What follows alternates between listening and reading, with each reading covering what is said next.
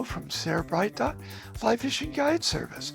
I've been teaching, guiding, writing, and lecturing since 1982. Let's get to this week's fly fishing report. It's definitely fall.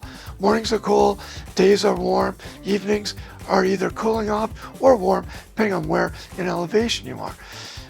Colors, well, everybody's interested in fall colors. Higher elevations, they're peaking. Lower elevations, we're just starting to see the trees start to turn colors. And as somebody, as a homeowner, haven't had to deal with all the leaves falling yet, so that's a good thing. All right, fishing, let's talk about the upper Owens. We're starting to see some rainbow trout, particularly the trophy trout from Crawley Lake, migrate up into the river. So below Benton Crossing, starting to see a few fish. Above Benton Crossing, it's still mostly juvenile fish with a few resident holdover brown trout and a few spawning brown trout in that area. What are we fishing for? Well, hate to sound like a broken record, same old, same old. I like using the green gold prince nymph and the stoner nymph, and then my guide Richard, he likes using a variation of a hare's ear. All right, let's go over to Hot Creek. It's dropping in flows, it's getting clearer every day. We're starting to see hatches. The trico and the caddis hatch is coming off. Size 20 caddis pattern. I'm using the spent gray partridge caddis, also a gray elk hair caddis, and then a gray parachute caddis in there. That hatch is coming off sometime mid-morning. And it's just fun to be able to fish a dry fly hatch. Again, since most of summer, we didn't get to fish dry flies because the flows were high. We had to nymph. All right, Crawley Lake. Still tough fishing.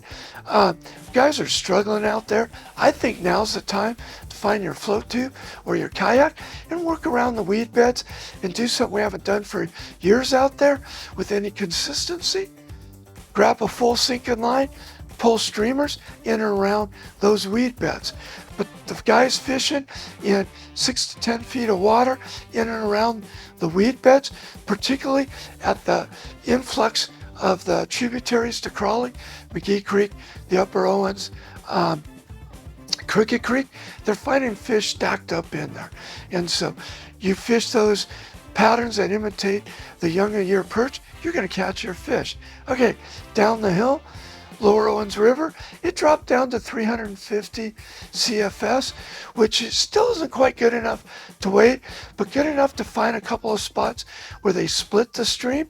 You can find places where you can fish and work some nymphs down on the bottom. And there's a few hatches coming off. Don't really think the trout are coming up and feeding on them. Over at Bishop Creek Canal, it's still fishing good. We're primarily nymphing in there, but if the wind comes up in the afternoon, try throwing a hopper pattern because the fish are coming up and looking for it. And otherwise, it's another water. I fish the same old, hotspot pheasant tail or an olive quildagon, stoner nymph, and the green gold prince nymph. Well, this has been Fred Rowe from Sierra Bright Dot. I can be found on Instagram or Facebook or at Mahogany Smoked Meats on Tuesdays from 9 to 11 or on lpptv.us.